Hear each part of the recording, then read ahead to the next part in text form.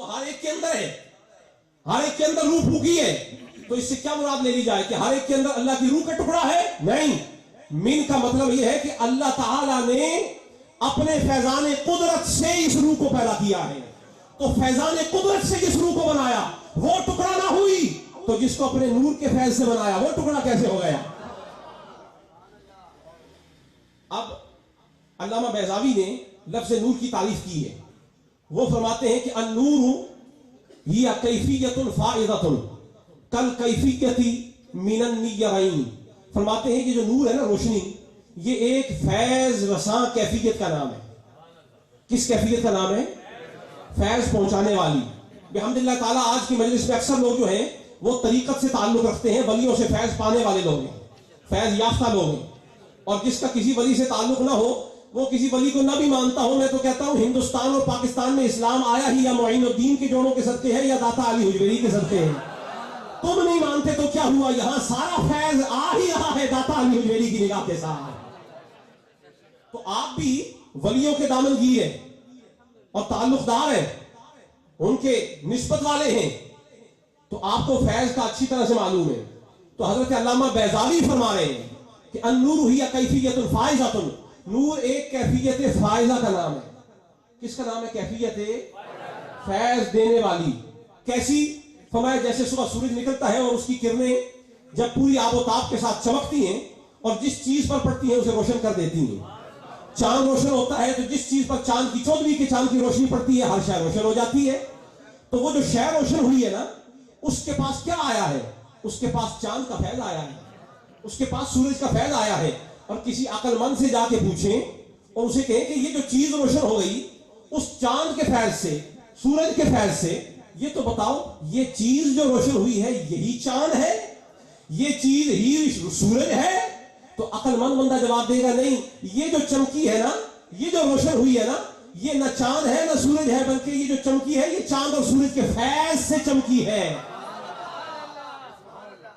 چاند اور سورج کے فیض سے چمکی ہے. تو کوئی یہ کہے، کوئی عقل کا مارا، عقل کا اندھا، وہ کہے نہیں نہیں نہیں، تو جو کہتا ہے نا کہ یہ جو روشن ہوئی ہے، میں تو کہتا ہوں یہ بھی چاند ہے، یہ بھی سورج ہے، یہ سورج کا ٹکڑا ہے، یہ چاند کا ٹکڑا ہے. تو آپ فوراً سے اپنی جوتی اتاریں گے، 2 4 لگائیں گے، کہیں گے تیری عقل سلامت نہیں ہے، ابھی تجھے اصلاح کی ضرورت ہے. یہ سورج نہیں ہے جو اس کو چمکا رہا ہے، وہ سورج ہے. تو اسی طرح اگر چاند اور سورج کسی چیز پہ پڑ جائے، وہ روشن ہو جائے، تو وہ چاند اور سورج نہیں بن جاتی، بلکہ چاند سورج کے فیض سے بنتی ہے. لیکن سنیے، چاند سورج کے فیض سے ہے، چاند نہیں ہے، سورج نہیں ہے، پر چاند اور سورج سے جدا بھی نہیں ہے. اسی طرح مصطفیٰ خدا کے فیض سے ہے، خدا نہیں ہے، جدا بھی نہیں ہے. نعرہ تکبیر، نعرہ رسالت، نعرہ رسالت، نعرہ حیدری.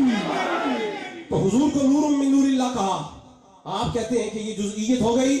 میں کہتا ہوں کہ رب تعالیٰ قرآن کریم میں سیدنا عیسیٰ علیہ السلام کو کلمۃ اللہ کہہ رہا ہے. خاموش. کلمۃ اللہ کون جی؟ عیسیٰ علیہ السلام. کیا ہے کلمۃ اللہ؟ اللہ کا کلام. اور کلام علماء جانتے ہیں یہ ذات کا خاصہ ہوتا ہے، یہ صفت ہمیشہ ذات کا خاصہ ہوا کرتی ہے. کلمۃ اللہ، عیسیٰ علیہ السلام کلمۃ اللہ ہو گئے. اور پھر فرمایا روح اللہ. یہ اضافت ہے، مضاف مضاف الیہ، روح مضاف، روح اللہ. یہاں اللہ نے اضافت اپنی طرف فرمائی، میری روح. خاموشی چھا گئی. اگر عیسیٰ علیہ السلام کلمۃ اللہ ہو سکتے ہیں، عیسیٰ علیہ السلام روح اللہ ہو سکتے ہیں، اور قرآن گواہی دے رہا ہے کہ عیسیٰ کلمۃ اللہ، عیسیٰ روح اللہ، اگر نچلے درجے کا نبی کلمۃ اللہ اور روح اللہ ہو سکتا ہے تو سب سے اوپر کے درجے کا نور اللہ کیوں نہیں ہو سکتا ہے؟ معلوم یہ ہوا یہ جھگڑا سارا یہ قریب نہ ہونے کا ہے. یہ قرآن کریم سے دلیل پیش کر رہا ہوں. اب آخری 2 چیزیں آپ کے سامنے. حضور پاک صلی اللہ علیہ وسلم کے بارے میں ہم لوگ کیا کہتے ہیں؟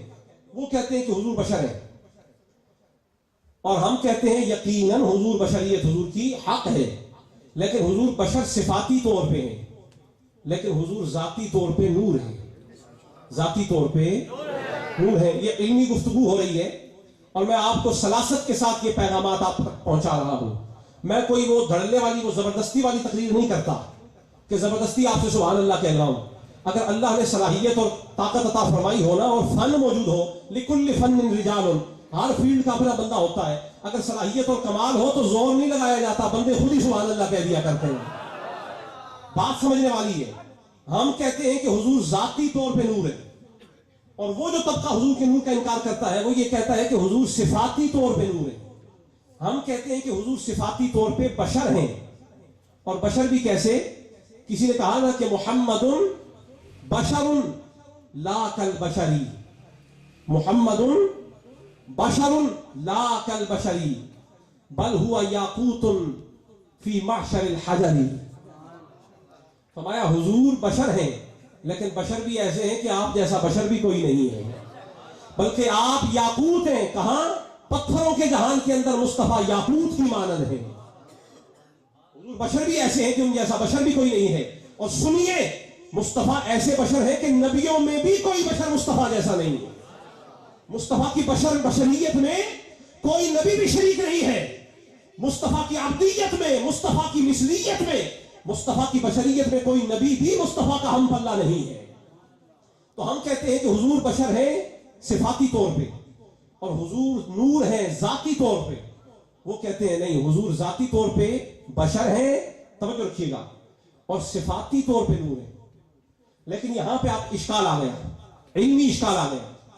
بات یہ ہے کہ حضور تو اللہ کے نبی ہیں، اور نبوت ایک وصف ہے، نبوت ایک صفت ہے، یہ ایک پراپرٹی ہے، یہ ایک کریکٹرسٹک ہے، یہ ایک خوبی ہے، یہ ایک وصف ہے، یہ ایک ایکسیلنس کا نام ہے، یہ ایک خوبی ہے، اور یہ خوبی کسی انسان کو دی جاتی ہے، کسی ذات کو دی جاتی ہے۔